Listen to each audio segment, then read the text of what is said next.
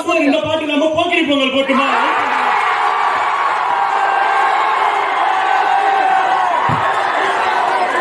தலைவரோட எந்த பாட்டா இருந்தாலும் நம்ம வெயிட் பண்ணுவோம். இங்க உங்களுக்கு துப்பாக்கி வருது, கண்டிப்பா நீங்க போக்கிரி பாப்பீங்க. நேரத்துல போக்கிரி வருது, போக்கிரி பொங்கல் பாட்டு போடுறேன்.